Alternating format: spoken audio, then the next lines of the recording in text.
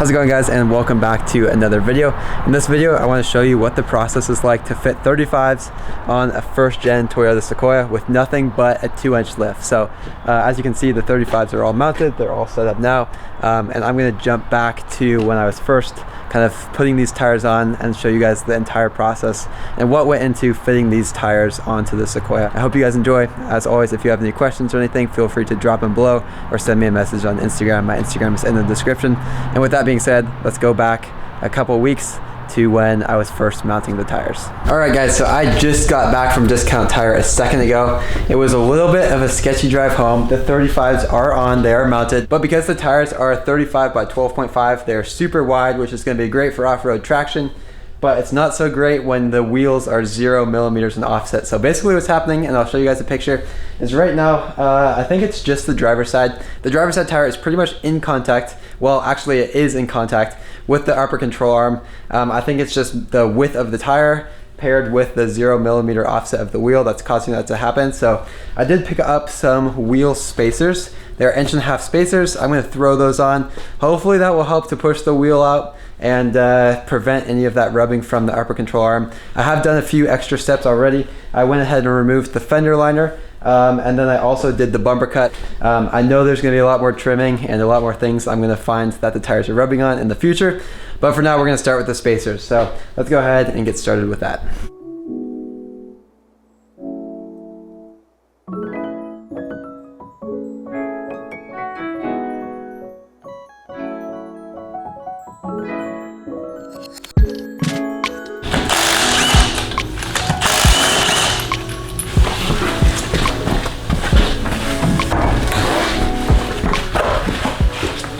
Alright, so here is the other spacer.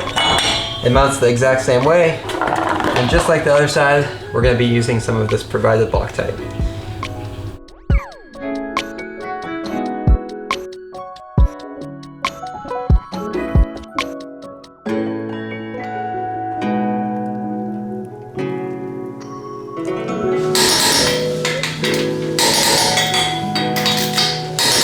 So I just got the spacers on, and I'm so happy to say that the upper control arm is no longer in contact with the tire. I'll show you guys pictures of when I picked it up from Discount Tire, because literally the upper control arm was hitting, like, in direct contact with the tire. I had to drive it like 5 miles home, and it was super sketchy. I didn't want to damage the tire, obviously, they're brand new, but with these new spacers it does look like there is a gap there. Again, I'll show you guys pictures of kind of before and after, but I am just super happy that I don't have to deal with that issue.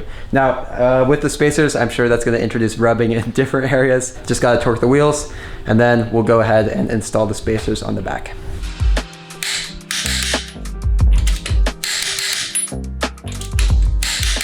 Alright, so I just flipped the Sequoia around, and now we're going to go ahead and install the spacers in the back.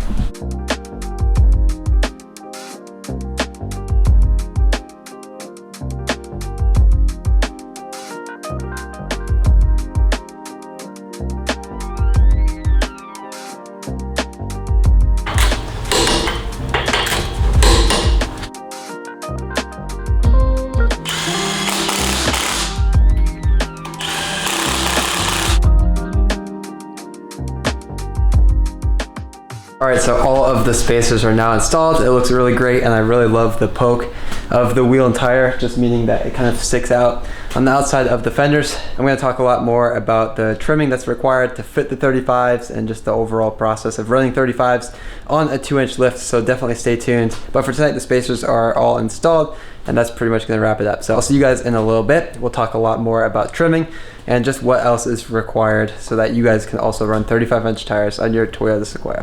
Now I want to jump in here quickly and talk a little bit about the tires I went with. I chose to go with some Thompson BAJA bosses. These are 35 by 12.5 with a 17-inch wheel. The KO2s were great. They weren't the best in the snow. I wanted to try something with a little better traction off-road in the snow, and the Thompson stood out. I watched a whole bunch of videos about them. They're very highly recommended by a lot of people, so decided to go that route, and so far have been super happy with them. So I just wanted to step in, show you guys the tire, and kind of explain briefly why I wanted to go this route. And with that, let's jump back to the video. So today we're going to be starting the process of trimming and clearing some space for these new 35-inch tires to fit on here. So we're going to be doing a couple things, hammering the pinch welds, getting those out of place, and then also cutting the fenders. So got a lot of work ahead of us. Dylan's going to help me out with this, and yeah, just going to start the process, try and get these 35s to fit with minimal rubbing. The first thing we're going to be doing today is just taking the fender flares and then the fenders off. This will make it a lot easier for cutting. We're going to make a cut in the fender just to give it more clearance. So we'll start with taking those off. Then once everything is off, we'll pull the wheels and tires off. That way we can get access and hammer in those pinch welds. I'll show you guys more about that process in a little bit. We're going to start by removing these fender flares.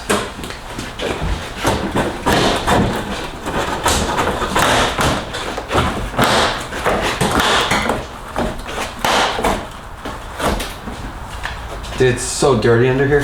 Oh yeah.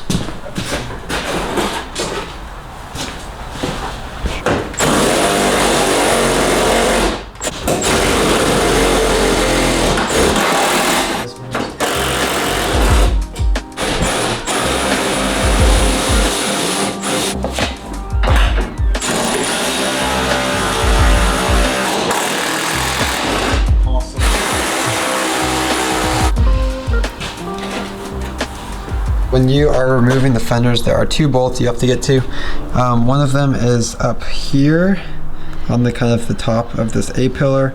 There is another one down on the bottom. We already hammered it back, but it's on this bottom pinch weld here. You'll see it. Now, in order to disconnect the antenna, what you have to do is remove the glove box. There are two screws that hold the glove box in place.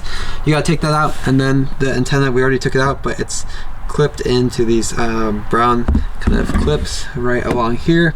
So you just gotta pull it out from there, and then the antenna plugs in to the back of your radio. So we just pulled this kind of head unit out. There are two screws holding that into place. You can see right there above the vents. Just disconnect those, and then you can pry this out. Disconnect the antenna, and then just kind of pull the wire out, and it goes through the fender.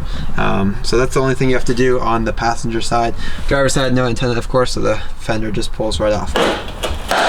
Yep, that was it.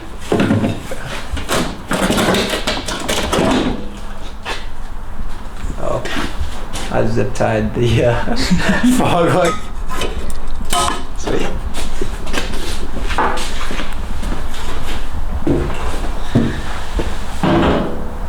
Alright, so here are kind of the goals. The first thing we did was taking the fenders off. We're going to be able to get access to do some pounding and try and push this pinch weld back, get it out of the way. Right now, just starting with taking the wheel off, giving us lots of room for this pinch weld so we can start hammering it back.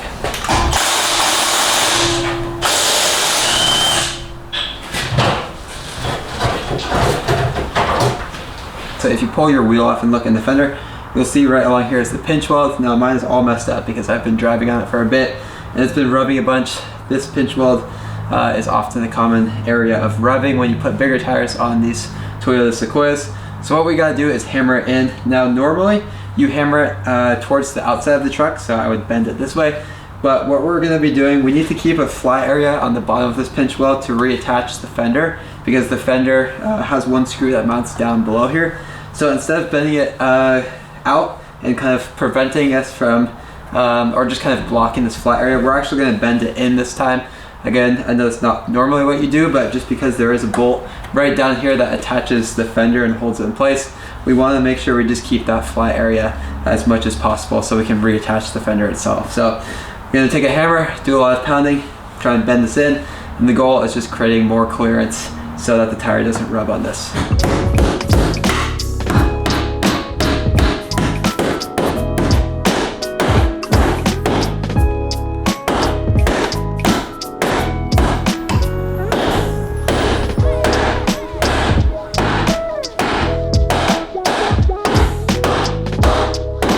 Again, the goal of the hammering is to take this pinch weld, which normally sits like this, and just bend it so that it's a flat surface. Just get it out of the way of this tire. Now the other area we are going to hammer in is just this lip up here. Just kind of flatten this out so it's not like a sharp edge that can grab the tire super easily. Right now we got the fenders off. We did all of the hammering of the pinch welds. Now what we're gonna do is just take it to a car wash, and while we have these fenders off, they're super dirty, just get them cleaned up, and then maybe even paint them as well.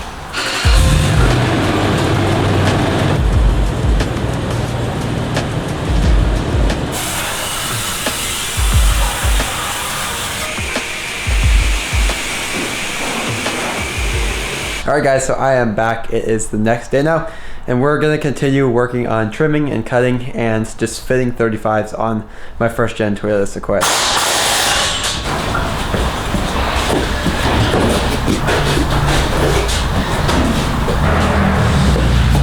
Before we do any of the fender trimming, what we're going to do first is just kind of repaint and put some seam sealer along the pinch welds where we hammered. We just want to do this to prevent any rusting, prevent any leaking of water.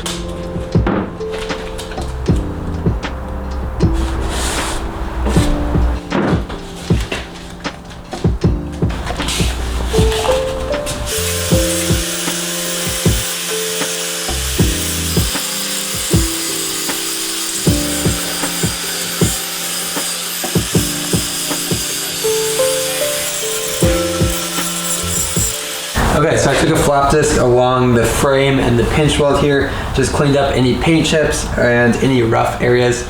If the tire does rub here, we just want it to be a nice and smooth surface. So took a flap disc, cleaned this all up, pretty much all along any of the areas where we had bent some of the metal, mostly along this bottom pinch weld here. Now we're just gonna take some black textured spray paint, give this thing a nice finished look, and also help prevent any rust.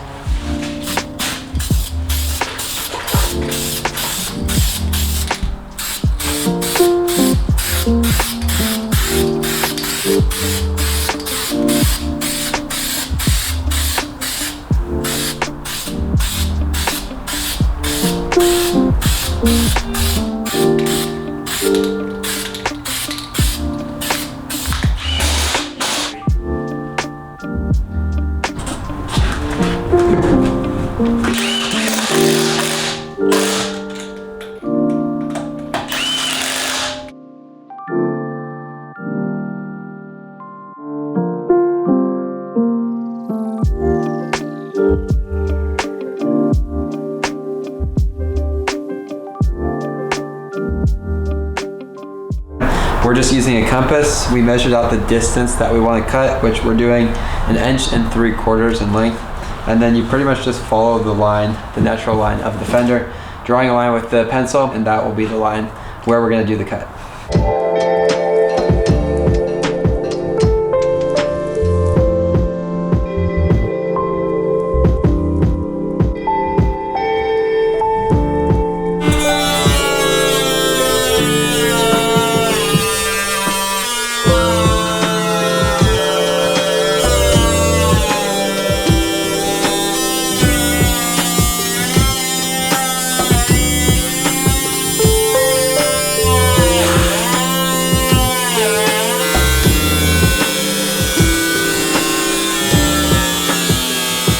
Alright, so Dylan just did one of my fenders. I kind of watched him. I've never done any cutting like this before, so now it's my turn to step in and yeah, try and trim this fender.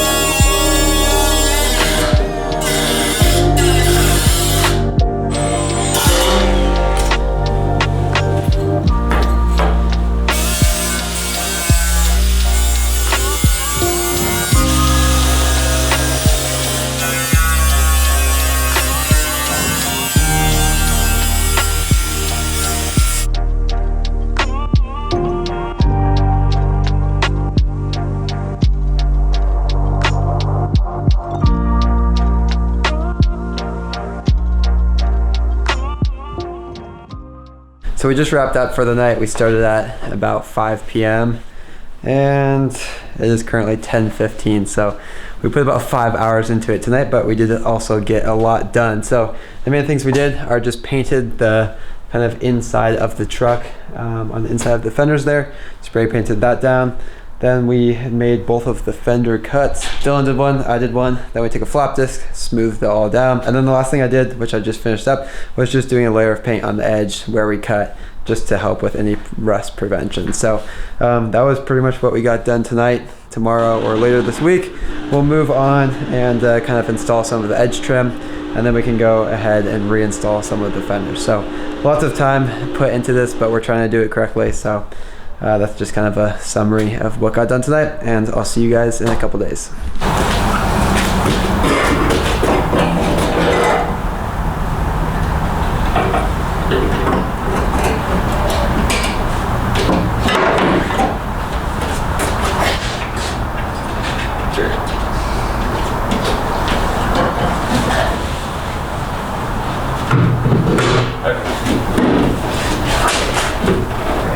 There. Just snug that one. I'm just going through the process, trying to get them lined up correctly with all of the other body lines like the hood. And yeah, then we'll pretty much be complete. We did put the trim on. It looks really good. Just trying to get the fenders back together now.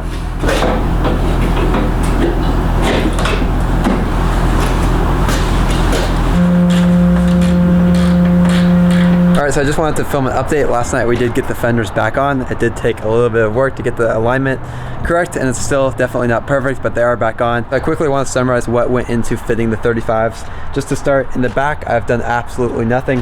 The only thing in the back is that 2-inch lift from Old Man Emu. I haven't done any trimming, any cutting, and I've had no issues rubbing. So I can safely say that 2-inch lift is pretty much all you need to fit 35s in the back.